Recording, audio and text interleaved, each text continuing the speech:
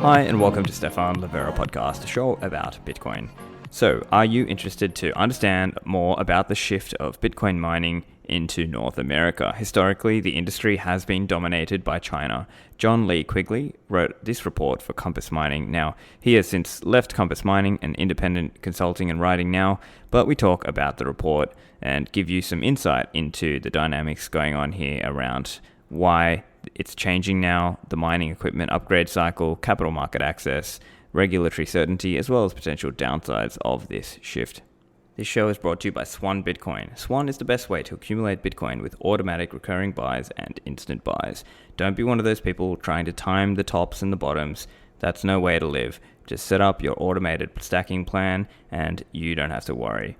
Swan support automatic recurring buys, and they also support smash buys. So it's a fast setup and it's cheap to automate your stacking. Especially for US customers, you can set up your ACH. The fee includes the pull from your bank account, buying Bitcoin, and withdrawing to your cold storage. There's a focus on education and content as well. Swan are Bitcoin only, and there's no confusion with altcoins. This is a great place to send your pre-coiner and new coiner friends. Swan is also available internationally, so you can sign up and wire funds in that way also. So go to swanbitcoin.com/Livera and set up your stacking plan. Do you like the idea of Bitcoin DeFi? Lend at HODL HODL is this. It's a peer-to-peer Bitcoin-backed lending platform, so you can lend out stablecoins or borrow against your Bitcoin globally and anonymously. So if you've got stablecoins like USDT, you can earn extra income. There's an average of 25% APR. On the other hand, if you've got Bitcoin and you need some fiat liquidity, well, Lend at HODL HODL can help you out with this. And the best part is you still hold one key in the 2 of 3 multi-sig controlling your Bitcoin. HODL HODL does not hold your funds. You can also confirm there's no rehypothecation. So this is peer-to-peer lending and borrowing directly between users. So go to the platform, set up your terms and put up offers depending on how long you want to borrow or lend and the interest rate. Go to lend.hodlhodl.com. Are you interested to get involved with Bitcoin mining? It's really popular right now, and compassmining.io are helping the everyday person get started with mining. The everyday person might not have contacts on where to buy their ASICs or which hosting facility to get a good electricity rate. Well, with Compass, they are doing some of that hard work for you. They've vetted some of the suppliers and the hosting facilities for you. So you can choose an ASIC, you can select a hosting facility, you join a mining pool, and you receive Bitcoin. So you can buy that miner, and it just allows you to get started without needing advanced technical knowledge. So you can go and sign up at compassmining.io to get started mining Bitcoin today. John, welcome back to the show. Hey, Stephan, how's it going? Thanks for having me back. Yeah, man, you've done some great work on this report for Compass Mining, and I thought, look, it's a good time to get you back on and talk about the mining industry and where it's come from and where it's going as well. So do you want to just tell us a little bit about what you were doing with this report? Yeah, sure. I'm glad you enjoyed it. So just to give a bit of a background, Compass Mining launched their two-sided marketplace back in, I think it was around October 2020, and obviously it's grown a lot and become a huge success since then. But around the time of the launch, we also wanted to start a research initiative called the Bitcoin Mining Index to give some more insights and information to Bitcoin miners about about different regions where they could mine. And we started off the first 2 research reports. The first one was on Russia, second one was on Kazakhstan. We spoke to industry professionals in both these regions and put the report together. It took us about a month or 2 each report. And by the time we'd finished that report, we kind of got a good idea of how the research process worked with speaking to industry professionals, etc., etc. But by the time it was finishing, there was North America and Bitcoin mining was just becoming a bigger and bigger topic, and obviously we turned our attention to the North American region. But when we turned our attention to the North American region, it also turned out that this was going to be a completely different beast than Russia and Kazakhstan. Obviously, the region's huge. There's a huge variety in jurisdictions across the country, and then we set out on what would turn out to be a 5 6 month research report, speaking to the biggest industry professionals in North America, trying to get as comprehensive as we could information on the energy market in the country, how sourcing hardware was changing for Bitcoin miners in North America, um, also looking at the regulatory environment, the capital markets, what role they played.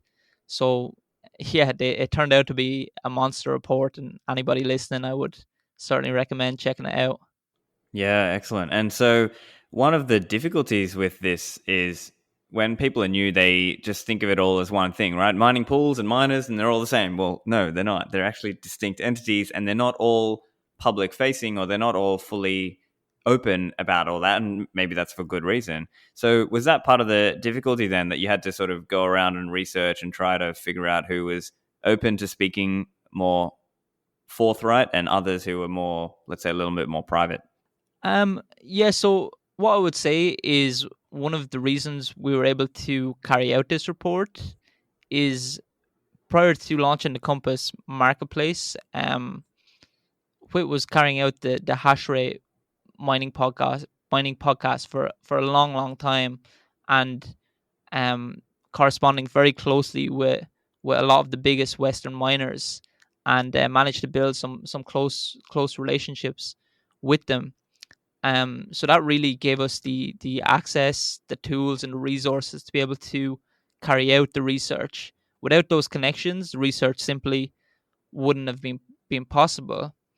And in terms of like some of the mining industry being secretive, blah blah blah, um, yeah, we've seen that a lot in China, because the jurisdiction was more opaque from where it stood in the eyes of the law. So a lot of mining centers used to pose as cloud computing centers, or you might see a group of maybe a number of maybe 5 data centers, and one of them will be a normal data center. So if inspectors came, they'd show them this one, and the rest would be crypto mining centers. But when it comes to Western miners, we're seeing a completely different approach. The companies are trying to be more transparent, more in line with regulation. Um, for North American mining pools, we're seeing them KYC the addresses of their connected miners, and yeah, there's definitely a big shift compared to what mining looked like in China a few years ago.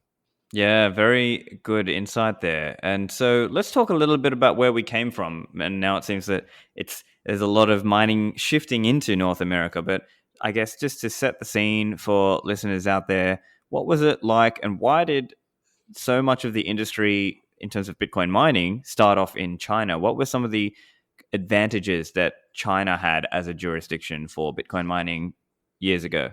Yeah, I mean it's certainly an interesting background story. And back in the first ASIC for Bitcoin mining came on the scene around 2013. If you think what the Bitcoin market looked like back at that time, it was completely different market than it is today.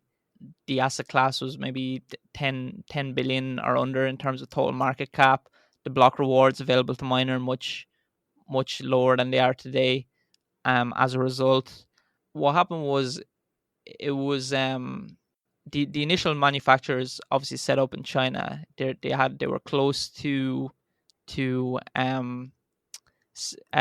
fabricators such as TSMC, Samsung, etc.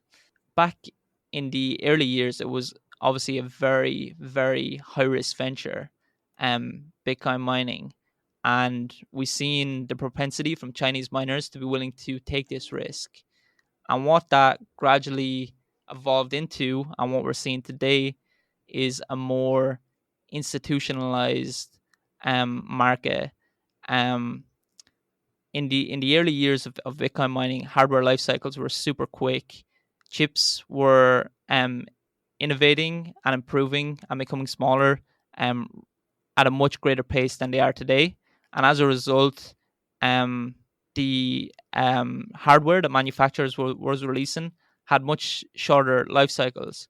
But with the longer life cycles, now we're seeing hardware having a greater life cycle. More hardware is operating outside of China. It's becoming more of a the margins are like tighter.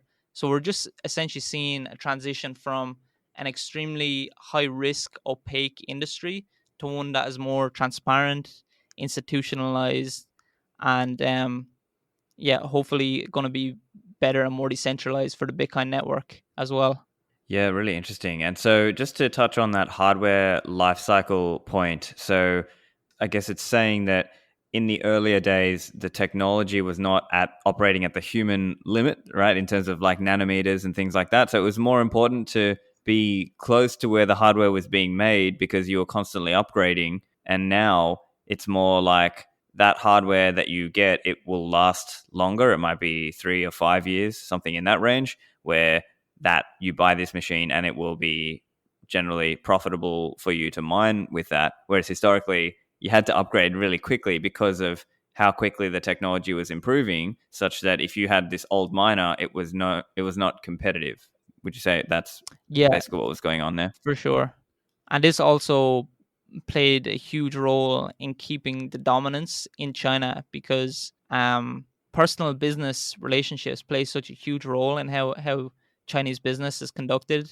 They have a term called guanxi, which is the personal relationships you develop within the country and the role they play. And because essentially miners have always scrambled to get as much hardware as they can. So there's like this insatiable appetite for hardware and a limited supply. And when hardware life cycles were short, every new batch or new innovation that came out, it often made the old generation obsolete. And Chinese miners would capture the biggest share of the new generation coming on the market, and this would also allow them to deploy their hardware uh, in extremely attractive conditions because the difficulty level would not have adjusted yet to reflect this new powerful hardware coming on the market. So these miners would get these huge margins, and then by the time that the rest of the world could get their hands on this hardware, which would take much longer, um, yeah, the conditions for mining would be would be far less profitable. And also in the report as well, we were covering what the state of affairs looked like for, say, an American miner looking to import hardware from, say, 2013 to 2015 compared to the current day. And it's pretty, yeah, it's pretty ridiculous hearing what they were doing in 2013 to 2015. Like institutions would just be sending money to some random Chinese company, hoping that they deliver what they said they were going to deliver. Then they deliver it to a different place than what the customer requested, and blah blah blah. So it was obviously, as you can see from that scenario, it is clearly unfavorable to an institution getting involved, and it like starkly differs what we're seeing today with publicly listed entities such as eBang and Canon, Bitmain and MicroBT also looking to go public. By going public, they're going to have to adhere to high professional standards, and they will need to yeah, the the level of professionalism will be far greater. Yeah, interesting point there. And I recall this is more like an anecdotal story or a rumor that was a very common one, was this rumor that some of the manufacturing would basically mine on the machine that customers had bought first before sending it out to them, because of how much more profitable it was to be first to mine with this new equipment, right? That Yeah, was that your experience, or that's you would have heard that story as well, right? I mean, yeah, of course, everybody says, yeah, Bitmain will like ROI your equipment before it gets to you. Just make sure it's running okay. But obviously, yeah, you can't say for sure, but that's definitely what is believed to be the case. And because at that time was of the essence, right? Especially in those days, it was all about getting that new equipment and plugging it in, because every extra day or week that it took for it to ship to you, it was a massive loss. So just, I mean, it was massive foregone opportunity there. So Yeah, I mean, as well, why do these why do the manufacturers even sell these equipment? They're money making machines. So when you consider that, you're entering, you're thinking into a new angle. And why do they sell these machines? Well, they can sell these machines at a huge premium to what they can generate as well, because in hot market conditions, retail miners have been shown that they will they will buy at enormously long payback periods, so in the early days, for sure, the manufacturers were getting the best of both worlds. They were able to mine under extremely profitable conditions, supposedly or allegedly, and excuse me, and then sell on their hardware at extremely high premiums to their value as well. yeah. And the other difficulty, in fairness, part of that is because it was such a boom and bust industry, right? We've seen these rises and falls in the price, which in turn impact the profitability of the different machines. And so, what seems to be a funny trend that we saw as well is that because of the massive price run up that we saw from 3,000 in March 2020 up to at the top around 60K recently, what we were seeing was a lot of old machines were now becoming profitable again, where previously they weren't. Yeah, for sure. Yeah, I mean, like efficient miners will always set up under attractive conditions. They'll know what their input costs are. They'll have established great relationships with the manufacturers, so they won't be overpaying for hardware, because yeah, the manufacturers will treat their biggest and most reliable customers favorably. But in heated market conditions, like on the secondary market and for retail miners, you're going to see them pay enormous prices for hardware. And then when things turn, what naturally happens is some of these miners enter into the red territory. They can't make back the money to ROI on their hardware, and they look to resell it. And who's gonna be the natural people picking up those miners? It's gonna be the efficient miners who've got extremely low electricity costs, and they'll be able to pick up the hardware for pennies on the dollar.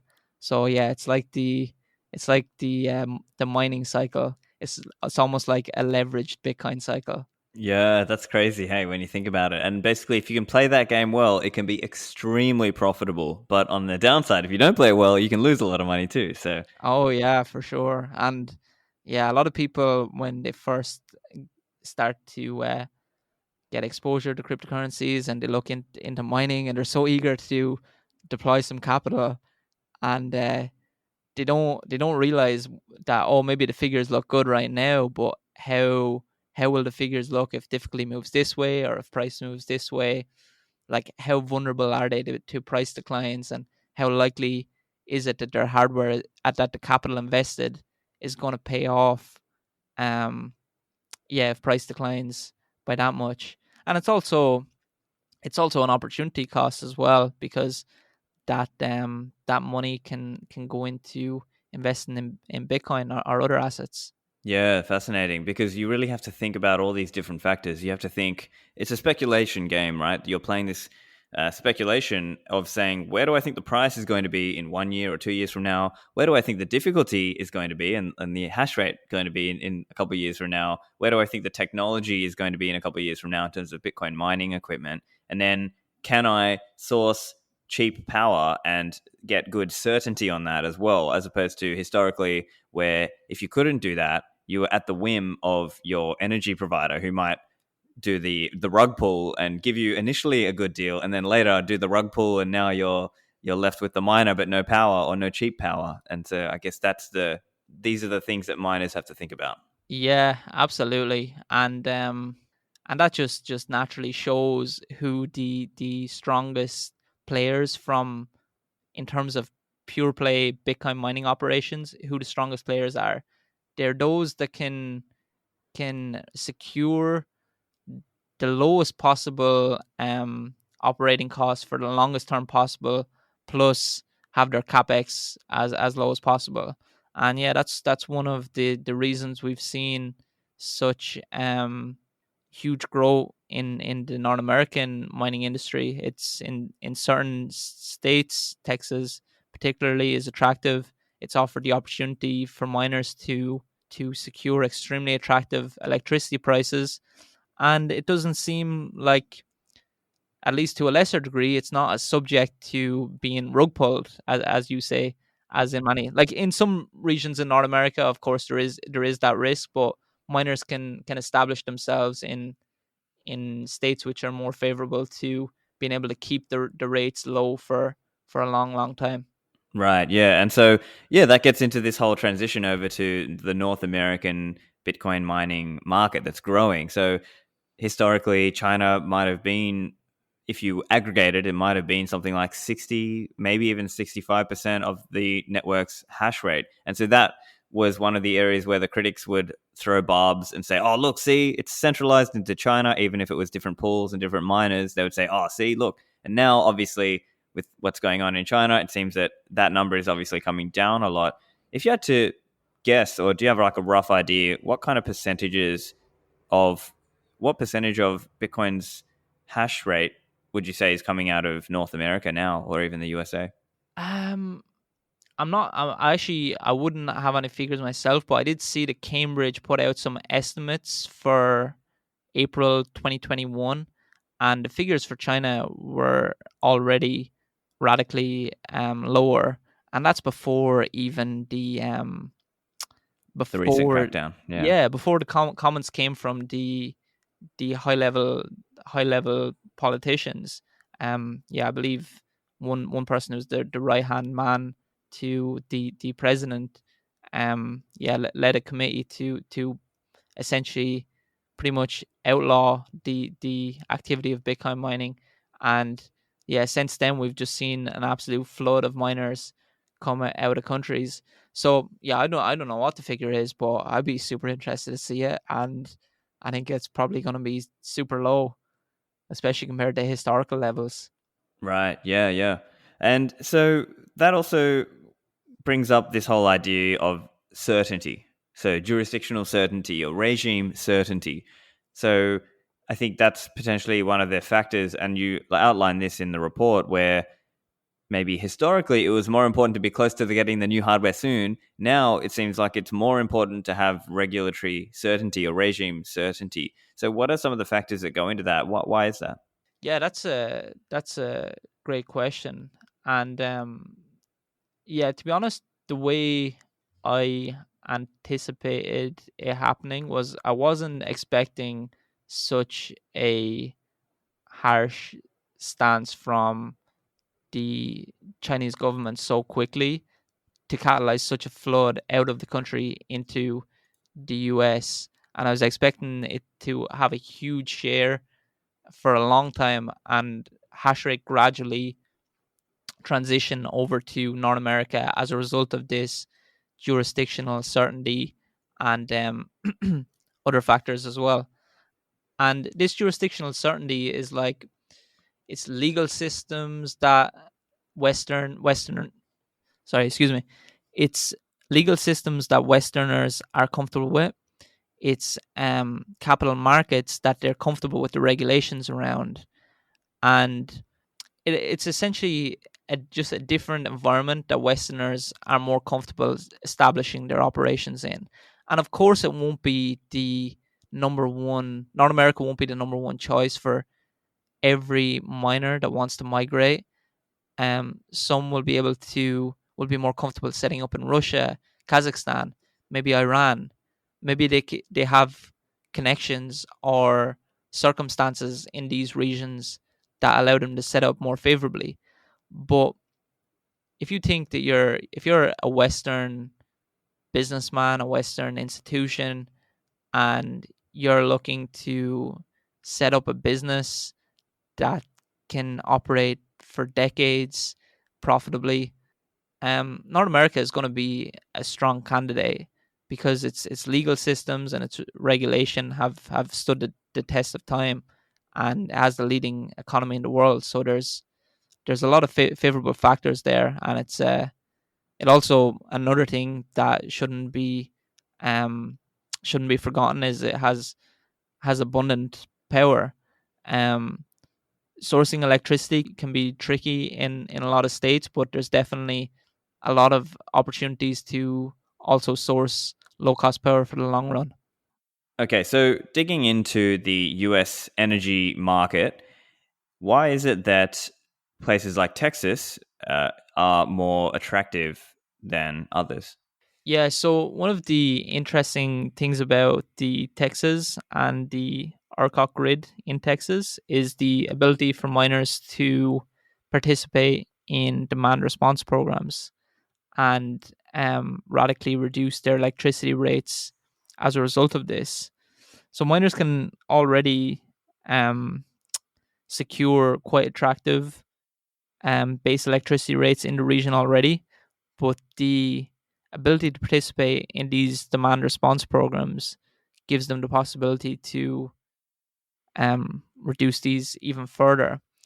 And essentially, what happens with these demand response programs is miners, um, when they meet certain requirements, can communicate with the grid, and they can shut off in times of peak demand, and then the grid has supply that I can allocate elsewhere. And yeah, those that participate in these programs can be heavily compensated as a result, and this will reduce their average electricity price over the course of the year. Back to the show after a word for the sponsors. CipherGrid is a new product coming from cyphersafe.io. This is a metal backup seed product for your Bitcoin seed, your 24 words. So it's got privacy by default. It's two plates and they're facing each other. And you stamp in those words. That's normally 4 tiles per word. You get a tamper evidence seal and an automatic center punch to do the stamping. You can also lock this one with a padlock. And just like all CipherSafe products, it's made from stainless steel and it's fireproof, rustproof, and waterproof. So don't just rely on that piece of paper you get with your hardware wallet. Use a metal product for this. Go to cyphersafe.io and use the code Livera to get a discount.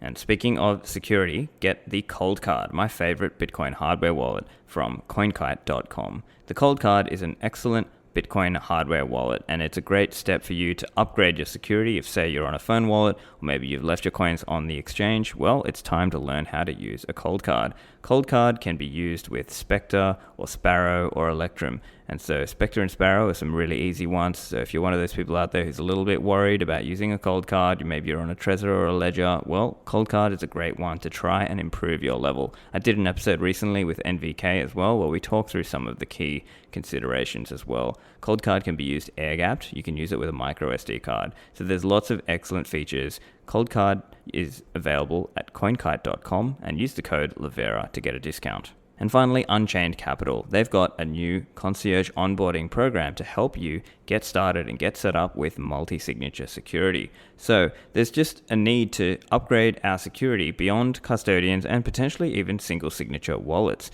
When you move into a multi-signature world, now you're taking away single points of failure. You might have, say, a Cold Card and a Trezor, and you can bring those and set up a vault with Unchained. And in doing so, now you're not as reliant on one single hardware wallet. You're not exposed to that single point of failure. So Unchained have collaborative custody. You hold 2 keys, they hold 1. They can help you get set up with the concierge team. It's personal one-to-one guidance. You get hardware wallets shipped to you, and you get video calls to set you up and get you covering everything you need to know about Bitcoin security. So once you're set up with Unchained, they've also got other services like buying and selling Bitcoin, Bitcoin retirement accounts, and Bitcoin-backed loans. Go to unchained-capital.com/concierge and get $50 off with the code Livera. Back to the show. Right, yeah, and so for listeners, ERCOT means Electric Reliability Council of Texas. And so, yeah, as you were saying, this allows, let's say, under a time of stress that they need power for people to stay warm in winter or something like that, the Bitcoin miner can offer to basically turn off and still receive some income while the grid is shunting and giving that power over to the people who need it for to stay warm in winter or something like that, right? Yeah, exactly. So the grid is constantly trying to maintain a state of supply meeting demand, and if demand goes above supply, or say supply drops off and can't match demand, then these demand response programs play a huge role in catering to this mismatch. So thinking of then about places like, say, New York, upstate New York as well. So that's another area that you highlighted as well. So what's the deal there? Why is that an attractive region? So in upstate New York, historically, there's been some municipals that have been able to that have an abundance of hydropower and have given the possibility for businesses securing this power to get really low rates. However, um, at the moment, these municipalities have a moratorium on power requests coming in. So upstate New York really isn't as friendly towards Bitcoin miners as it used to be. And another factor to take into consideration is the political stance of Texas versus New York. So New York is largely a Democratic state. Texas is largely a Republican state. It just means that in terms of running a Bitcoin mining operation, um, you're going to face a higher risk that some entities will give you political backlash for the environmental concerns regarding your activity if you operate in New York compared to Texas. So that's another factor to take into consideration, and it just highlights that every jurisdiction is different in North America, and it's one of the reasons that Texas has emerged as an extremely attractive one because it's offered miners the ability to run at a low political risk, um, secure extremely attractive electricity rates, get into a state with abundance of a power, and also participate in demand response programs to reduce their electricity rate even further. Yeah, yeah. Definitely a good point there around the politicization. And definitely we are seeing conversations about this even now with even things like Bitcoin Mining Council and the supposed ESG concerns. Now, it might also be interesting to touch on how some of the more sophisticated Bitcoin miners might be trying to see themselves as collaborating with the grid a little bit more. And I think that kind of comes into the point you were saying around demand response as well. So I think some Bitcoin miners have really tried to help outline, hey, we're helping here. We're actually positive because we are helping certain forms of power or certain power projects might be more feasible now with Bitcoin mining there as the quote unquote plug factor, because there might be some stranded energy that is hard to transport, and yet there's not really a big town there to use all the energy.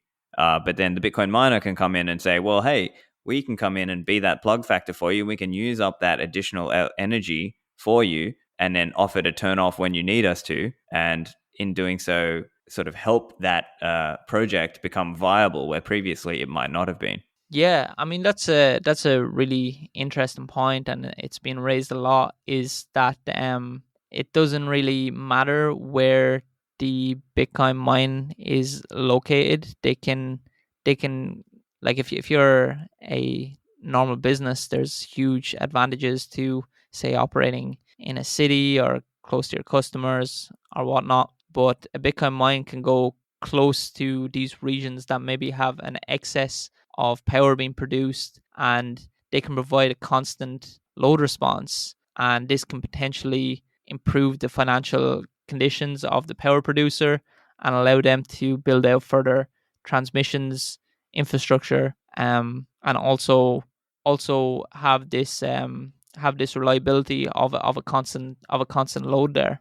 Yeah, yeah. So maybe that is another way that the industry goes to make it more palatable for the rest of society to sort of get along with it. But of course, some of these points are maybe a little bit more technical or a little bit more involved, and they won't just be like a 3-word slogan that people can just repeat and whatever. Yeah, But I mean it's definitely an argument that pro pro Bitcoiners bring up a lot is that, oh, Bitcoin can just move into wherever there is an excess of renewable energy, and it's kind of like one of your go to arguments for pro Bitcoiners. But yeah, I believe the reality is going to be quite nuanced and different from region to region, and maybe it's not as clear cut as that.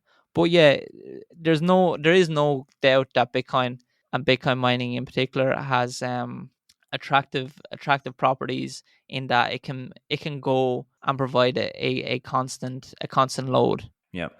And the other important point is with the US, the capital markets. So there's a lot of funding available. So what are the pros and cons there of getting access to this huge pool of capital in North America?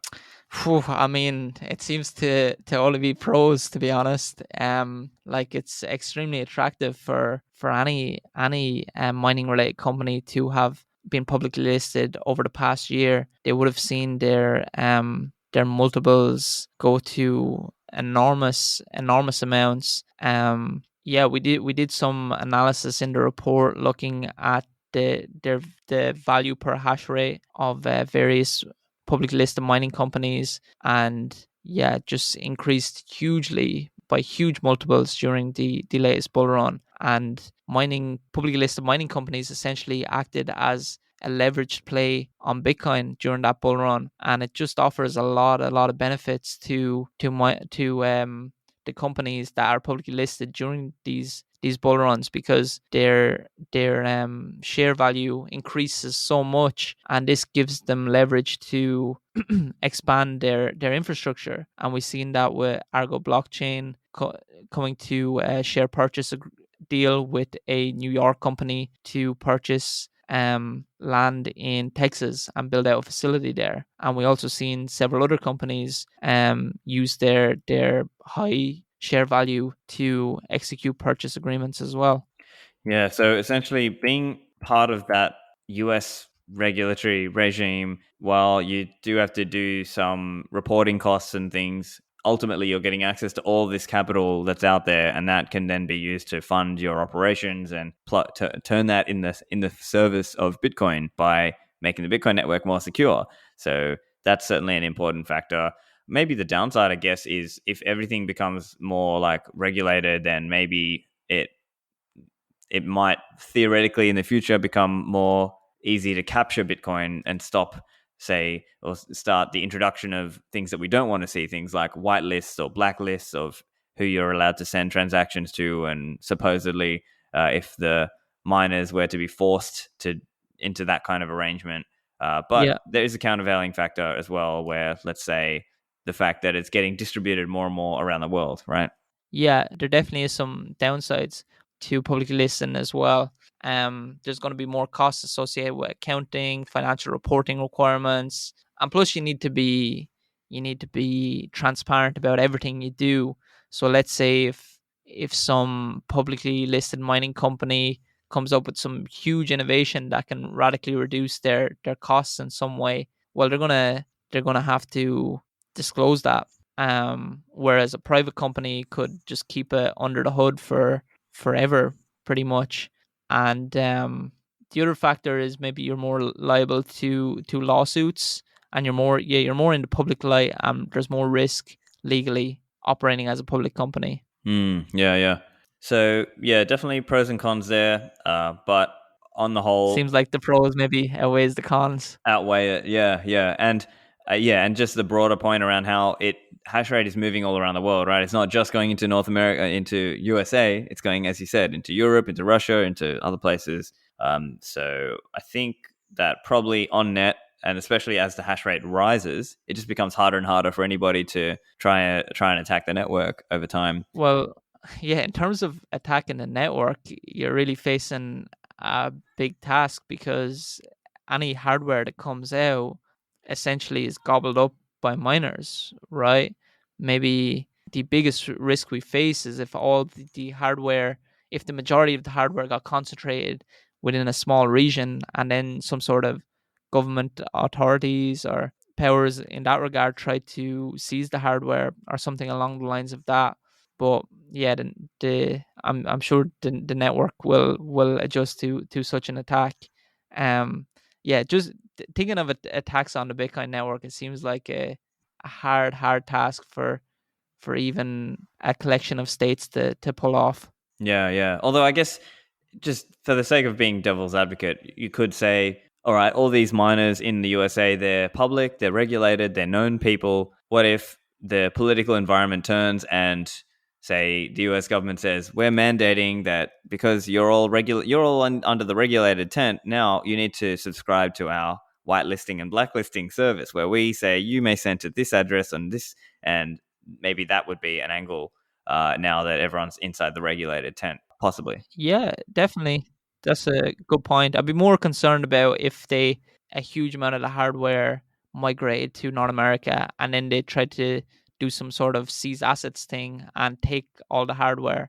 I'm not really sure how it would play out in that regard, whether you would need to shift to maybe a different mining algorithm to make that hardware redundant if it was known that the US government was trying to do an attack to build a longer chain and then take control that way.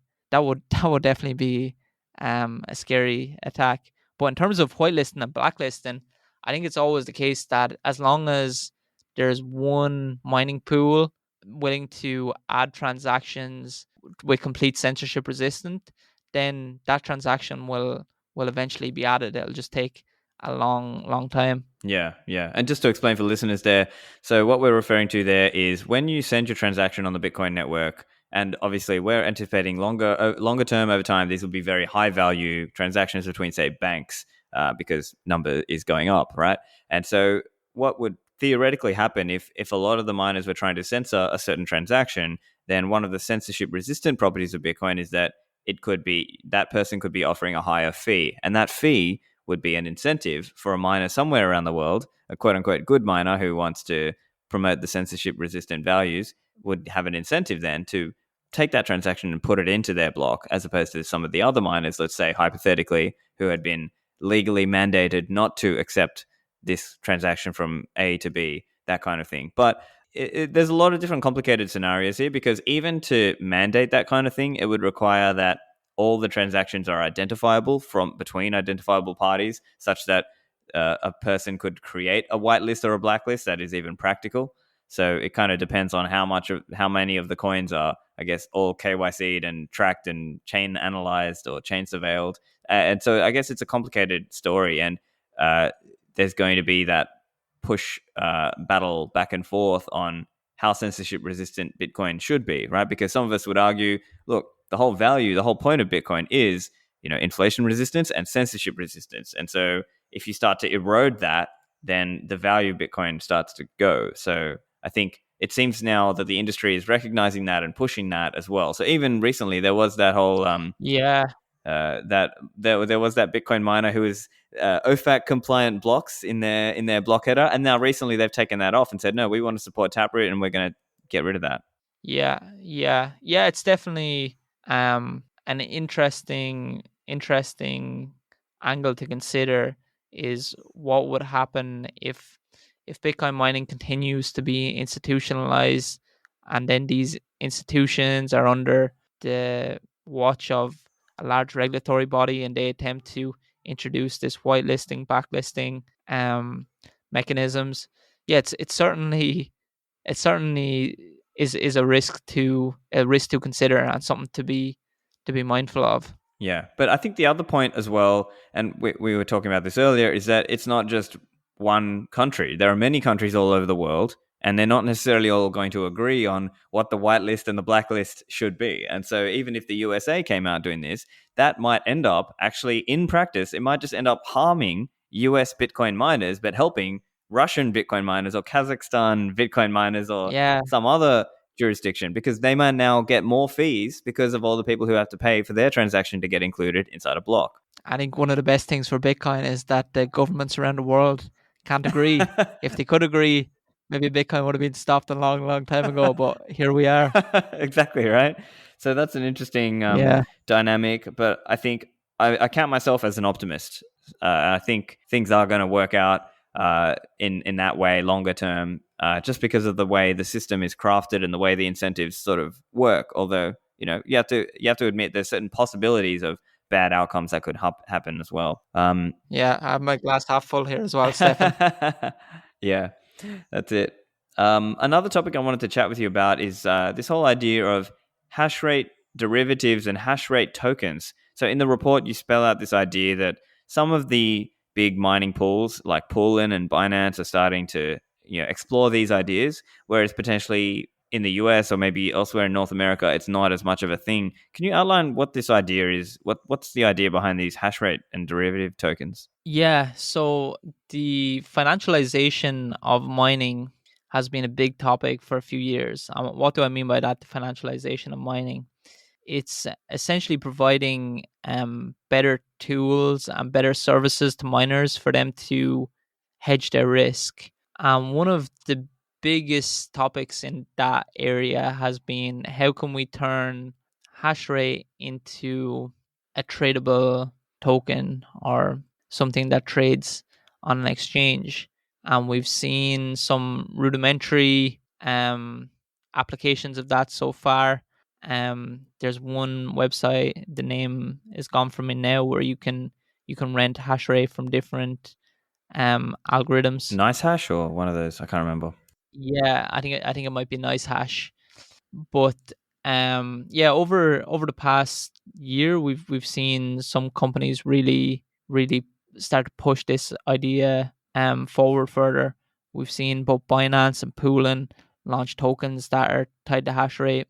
Yeah, it's been a while since I've looked into them, but I believe they trade at huge premiums to actually the underlying value of hash rate.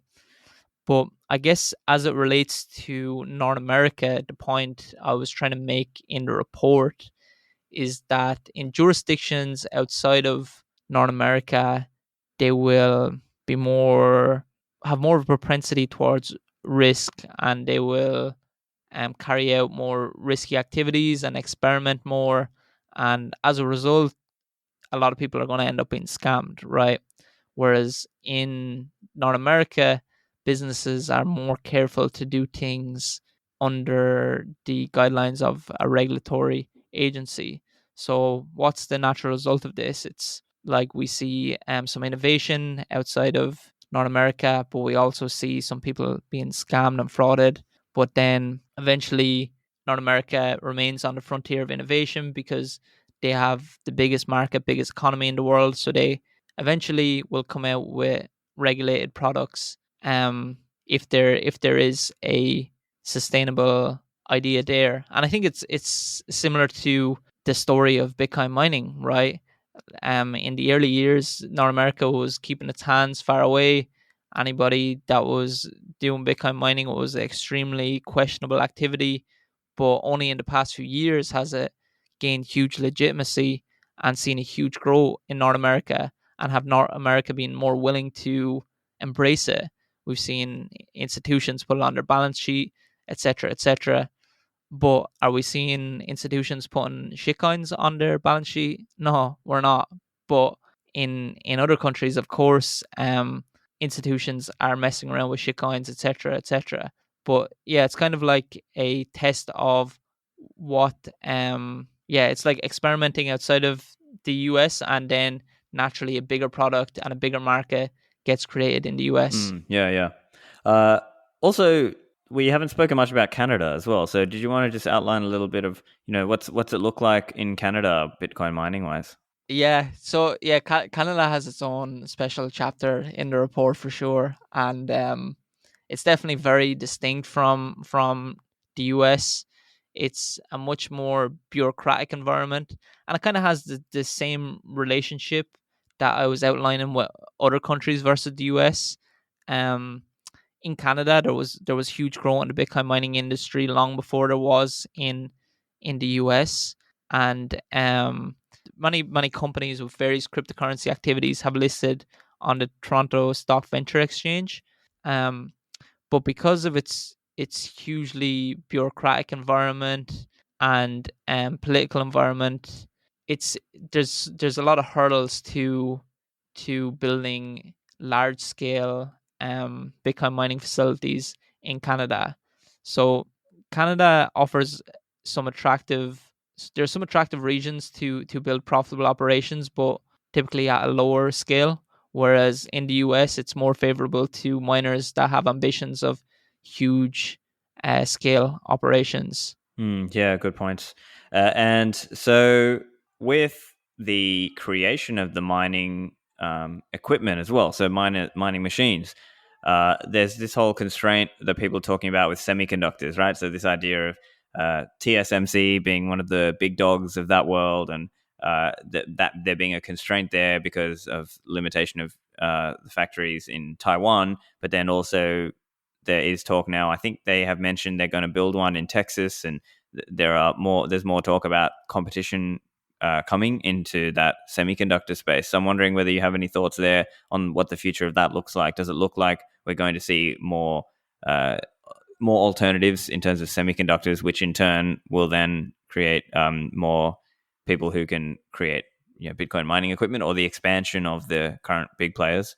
Yeah, it's an interesting question for sure, and it seems that in terms of factories like TSMC and stuff, and TSMC, Samsung, etc., building facilities that could cater to Bitcoin miners on North American soil, we're a long way from that. Yes, we've seen TSMC and I believe Samsung establish some North American facilities or begin developing, but development is going to take a long process. And then the first applications are going to be secured by, say, government and military uses, etc. So it looks like we're a long way from uh, Bitcoin mining commercial use for these factories. But yeah, it's certainly promising in the long run that we're seeing more diversification in terms of chip production. And also you were spot on when you said that chip supply constraint is one of the biggest constraints worldwide right now. And it's not just Bitcoin miners that are scrambling for more chips. um Big tech companies are also trying to get their hands on these chips. Yeah, yeah, and I mean, I was hearing stories of even car manufacturers struggling to get chips and having to take out features of their cars because the chips simply were not available at that time, and they didn't want to just have the customers waiting for a year or two because by then it's a new car and all that. So interesting trends, and I mean, we would like to see progress on that, but of course, it takes time, and so that's just literally where we're at right now.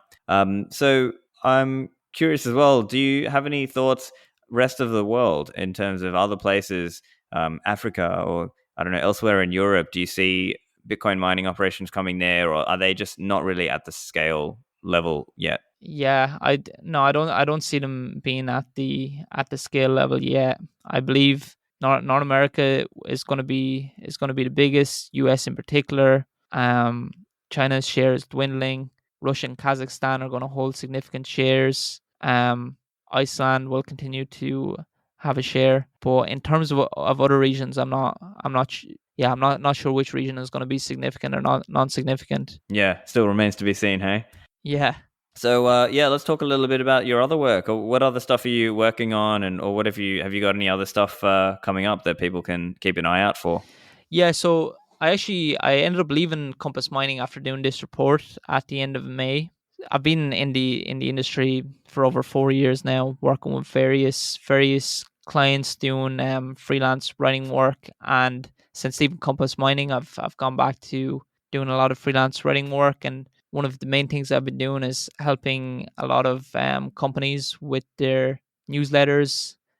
So companies in various providing various products or services. I help them get out a newsletter to their audience weekly, helps them build an audience, also helps them get an audience more comfortable with their brand.